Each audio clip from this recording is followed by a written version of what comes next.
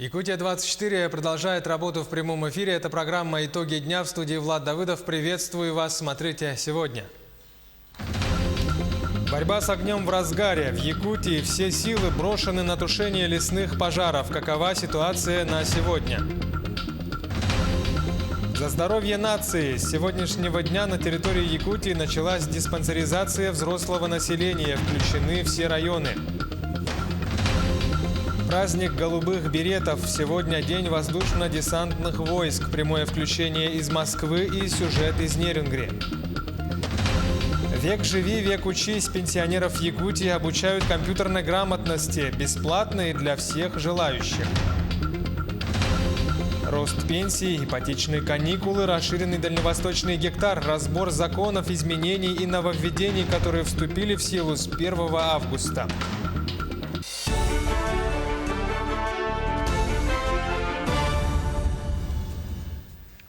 Премьер-министр России Дмитрий Медведев назвал общий размер единой субсидии дальневосточным регионам. На ближайшие 3 года он составляет свыше 94 миллиардов рублей.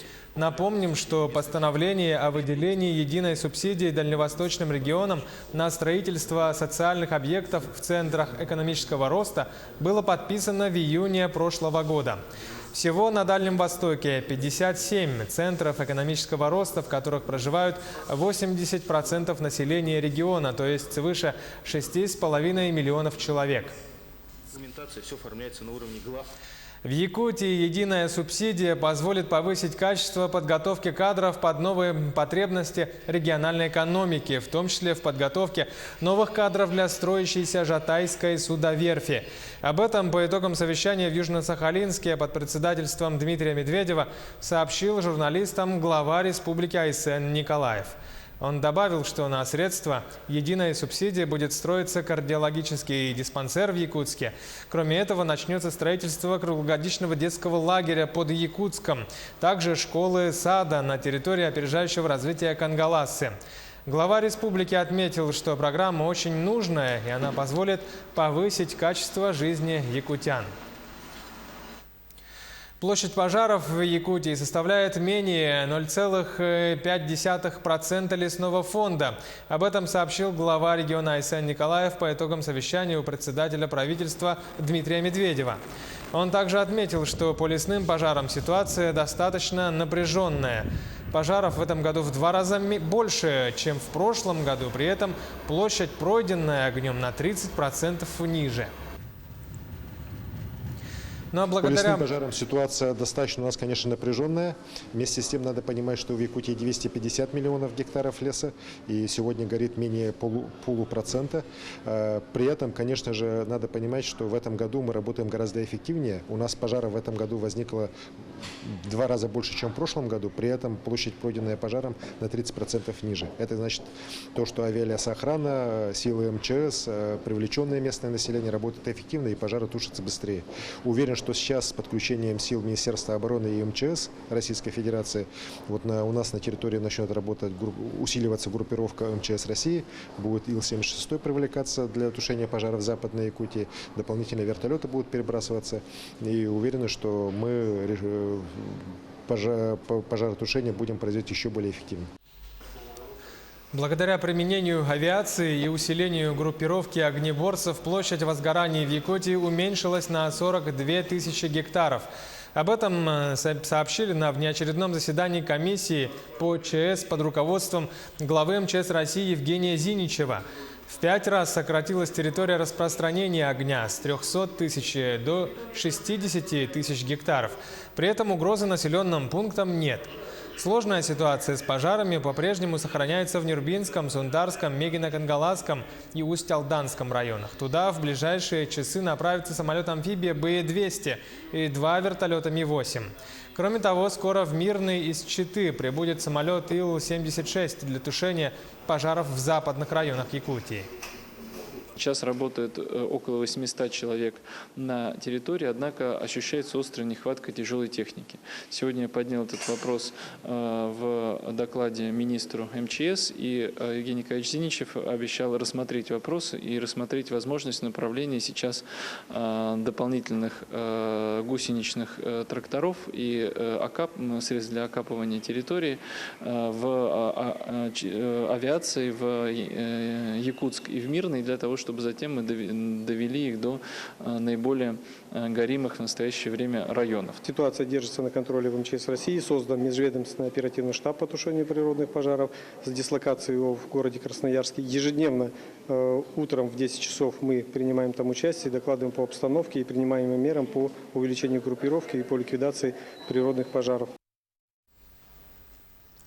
Лесные пожары в Якутии тушат круглые сутки. Мы получили эти кадры процесса тушения возгорания в 19 километрах от села Кемпендяй Сунтарского района. На тушении данного пожара работали 47 человек, вездеход и тягач. Всего в Сунтарском районе ведут работы по ликвидации 5 лесных возгораний.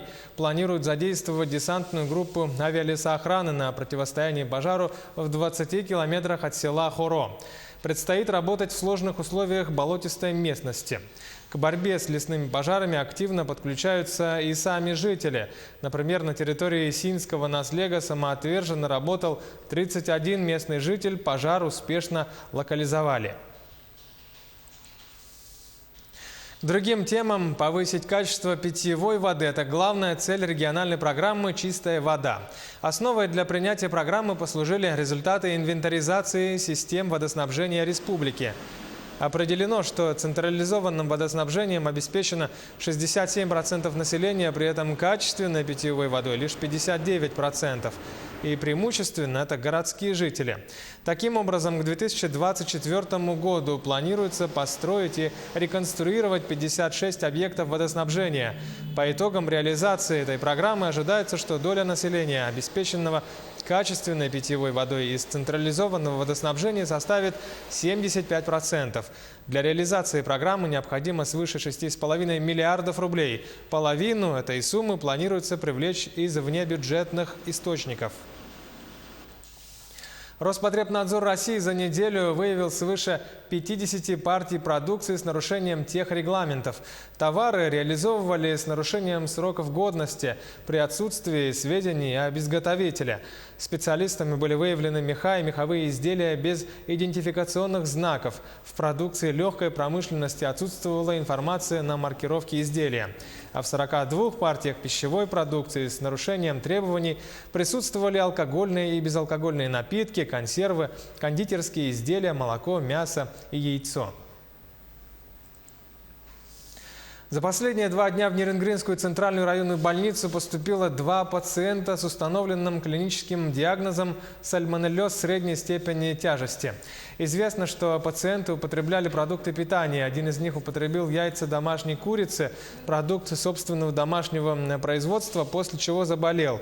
Другой пациент принял в пищу копченую колбасу, в которой также подтвердился сальмонеллез.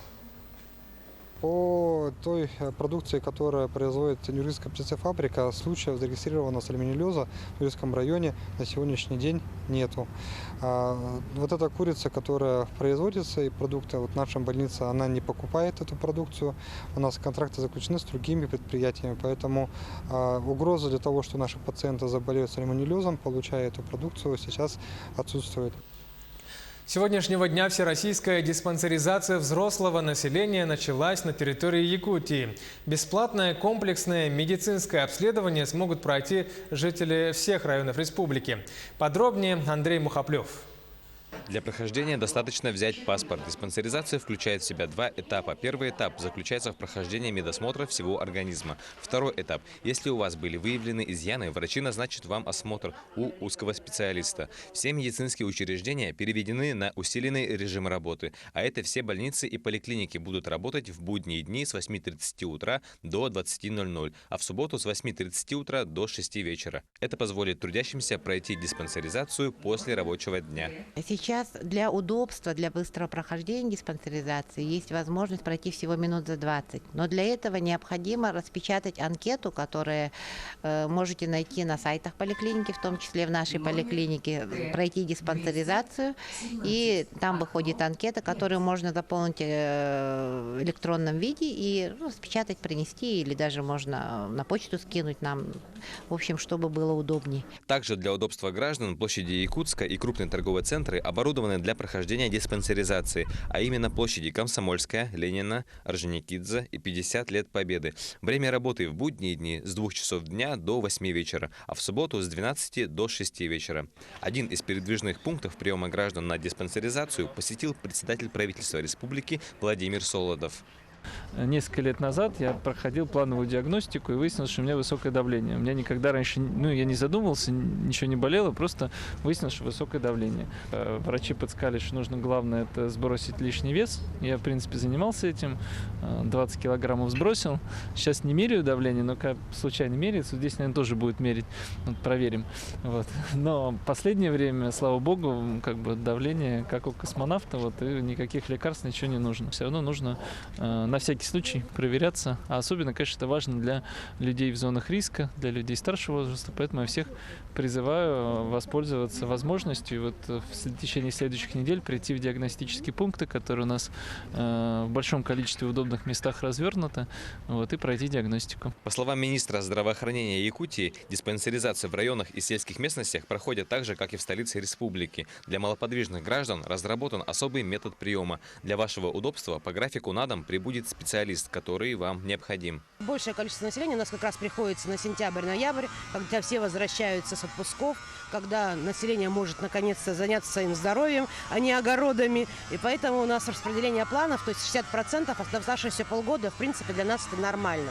Вся республика вышла на площади, вышла на торговые центры, вообще общественные места, для того, чтобы охватить большее количество населения. Но здесь даже не сколько вопрос охвата, сколько, еще раз говорю, это акция, это привлечение внимания.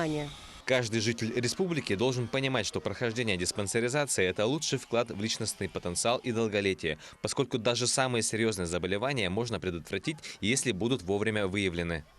Андрей Мухоплев, Павел Пахомов, Якутск. Перерыв на рекламу, 20 секунд. Вернемся и продолжим выпуск. Праздник голубых беретов. Сегодня день воздушно-десантных войск. Прямое включение из Москвы и также сюжет из Неринги. Век живи, век учись. Пенсионеров Якутии обучают компьютерной грамотности в СВФУ. Бесплатно и для всех. Рост пенсии, ипотечные каникулы, расширенный дальневосточный гектар, разбор законов, изменений и нововведений, которые вступили в силу с 1 августа в конце выпуска.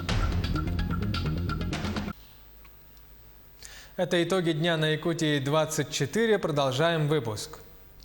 Ежегодно 2 августа в России отмечается День воздушно-десантных войск. Это памятная дата, призванная способствовать возрождению и развитию отечественных воинских традиций, повышению престижа военной службы и знак признания заслуг военных специалистов в решении задач обеспечения обороны и безопасности государства. Как отмечают День ВДВ в столице страны? Об этом расскажет наш корреспондент Максим Кардозо. Он с нами на прямой связи со студией. Максим, приветствую, тебе слово. Приветствую, Влад. Наверное, уже все привыкли, что 2 августа традиционно на улицы наших городов выходят люди в тельняшек, голубых беретах. Крылатая пехота отмечает свой профессиональный праздник – День ВДВ. И в столице к этому дню X готовятся заранее. Особенно, например, с 6 утра были перекрыты несколько улиц в самом центре города, вокруг Кремля. А вообще традиционно этот день начинается с возложения цветов к памятникам воинам ВДВ на Суворовской площади. И после этого торжества, такого официального, люди начинают разбредаться по паркам, где проходят, наверное, самые веселые часы. Мы находимся сейчас в парке культуры имени Горького, где проходят самые масштабные празднования. Сюда приходят тысячи людей. Для них здесь открыты полевые кухни с гречкой. Также обещают, что скоро начнется концерт под названием «Голубые береты». Ну а люди постепенно собираются вокруг фонтана. Наверное, главной интригой сегодняшнего дня было, включат ли фонтаны или их выключат, потому что такая практика была, чтобы у людей даже не не было желания прыгнуть в этот искусственный водоем, все-таки и решили их не выключать. Вот за моей спиной находится главный фонтан парка, потому что все-таки прохладно. В Москве плюс 14 градусов, но несмотря на такую вот погоду, все равно есть желающие, которые окунулись. Я вот не знаю, сейчас вроде желающих этих нет, но, думаю, еще не вечер, ближе к вечеру таких людей, которые поставят эту галочку и искупаются в фонтане, станет больше. И вообще вот погода и приближающийся, наверное, дождь не испортили настроение многим, кто сюда пришел в парк. Давайте послушаем, что они нам рассказали. Мы не боимся такой погоды, ни дождь, ничего. Настроение отличное, гуляем. Сейчас все только начинается. Ясно. А вообще каждый год ходите, да? Да, конечно. То есть, встречаетесь со знакомыми? Да, конечно. Вот сейчас сослуживцев нашел, кто раньше до меня служил в моей части здесь. Каждый год отмечаем, но погода, конечно, сегодня немножко подвела. В фонтане не покупаться. Но все равно очень приятно. День ВДВ – это святой праздник. Спасибо. Лучше даже, чем день рождения. Прекрасное настроение, отличная погода, самая десантная погода. Если бы было жарко, пот бы тек градом в эту, тянуло бы в бассейн. А так нормально все. Отдыхаем, гуляем. Празднуем 89-ю годовщину. Служил 83-85 год. Город Болград, 98-я парашютно-десантная дивизия, 217-й гвардейский полк. Кто, если покажут по телевизору, кто меня помнит и знает, всем привет. Всего самого хорошего. Самое главное здоровья, настроения, боевого духа. Влад, еще хочется сказать, что праздник проходит пока мирно, и будем надеяться, что вечер закончится спокойно. У меня все. Спасибо, Максим. Я напомню нашим зрителям, что на прямой связи со студией был наш корреспондент в Москве Максим Кардозу. День ВДВ отметили и по всей республике. Из Нерингринского района передает Анастасия Литвиненко. Шумно проехав по улицам города с флагами и парашютами, парни в голубых беретах собрались у памятника воинам-интернационалистам на традиционный митинг, где они возложили венки, совершили праздничные залпы. В городе очень много ребят, которые воевали, были в горячих точках. То есть, и мы всегда чтим память ребят, которые не пришли. Те, кто остались, да. Да, это у нас традиционное мероприятие, никогда не забываем. После этого армейцы посетили детские дома в поселках Чульман и Серебряный Бор, порадовать детей, привезти сладости, подарки, нужные вещи и просто поделиться праздничным настроением. Посещение детских домов давно стало традицией среди парней, но только в этом году они впервые собрались централизованно. Мы благодарны ребятам за то, что они каждый год приезжают к нам. Уже стало доброй традицией встречать ребят в нашем детском доме. Они каждый год приезжают с подарками. И мы от души вновь хотим поздравить этих ребят. Огромное вам спасибо. Улыбки и смех детей порадовали обычно суровых мужчин. Неудивительно, что такие поездки стали традицией. А мы в очередной раз убедились, что армейцы не только сильные и смелые бойцы, но и добрые, щедрые люди. Анастасия Литвиненко, Сергей Козюра, Нерингри. Ленские десантники в запасе в свой профессиональный праздник устроили субботник по уборке мусора в городском парке. Таким образом, они решили показать личным примером, как каждый может внести свой вклад на благо города и его жителей. Акцию собираются сделать ежегодной традицией. Наш коллектив, так сказать, солдаты запаса, офицеры, старшины, сержанты запаса, решили помочь городу убрать мусор немножко вот здесь в парке. Десантники собрались, как говорится, внести свою лепту в наш город, довольно прекрасный, хороший, сибирский город, где живут хорошие люди. Инициатива поступила, все ее поддержали, то что какой-то вклад, чтобы внести, тем более торжественный день такой. Пенсионеров Якутии обучают компьютерной грамотности. Для этого Министерство инноваций республики организует ежегодные курсы для людей пенсионного возраста. Занятия проводят студенты Института математики СВФУ. Сюжет с Аргаланы Федоровой. Осваивать горизонты всемирной сети увлекательно и полезно, говорят слушатели компьютерных курсов. Цели, как и уровень знаний, у всех разные. Одни хотят переписываться с родными и знакомыми, другие быстро оплачивать через сайт коммунальные услуги. А вот Александра Кулагина пришла на занятия практически с нулевыми знаниями. Прочитав в газете о том, что открываются такие курсы, я пошла с удовольствием и узнала очень многое. Теперь я могу владеть элементарными правилами и входить пользоваться госуслугами. Отучиться может любой желающий. Причем занятия бесплатные. Курсы проходят по 5 дней. Слушатели изучают от А до Я программы Microsoft Word, PowerPoint, работают с интернетом. В первую очередь учатся ориентироваться на сайтах госуслуг и электронная Якутия. При этом преподаватели особое внимание уделяют информационной безопасности. Разъясняют слушателям, как защититься от кибермошенников. По безопасности мы им все рассказываем, что не нужно предоставлять свои пароли незнакомым людям.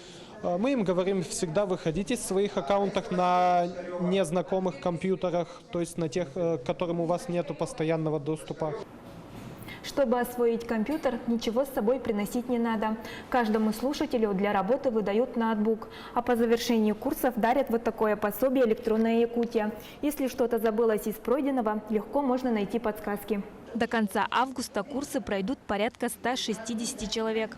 Желающих много. На август все места уже заняты. Мы считаем, что мы должны сделать какие-то уже сертифицированные курсы обучения базового уровня, уровень уже более продвинутых пользователей. Мы получаем от наших слушателей обратную связь и понимаем, что мы тоже должны совершенствоваться. Курсы проводятся уже 3-й год. За это время более 200 человек стали с компьютером на «ты». В планах министерства масштабировать программу, чтобы занятия проводились на постоянной основе. Сейчас рассматривают возможность организации подобных курсов в районах республики на базе библиотек и МФЦ. Саргалана Федорова, Джолстан Иннокентьев, Якутск. На этом я с вами прощаюсь. Далее передаю слово Юлии Великодной. Она подготовила подробный разбор законов, изменений и нововведений, которые вступили в силу с 1 августа. Здравствуй, нововведения действительно значимы, и так обо всем по порядку.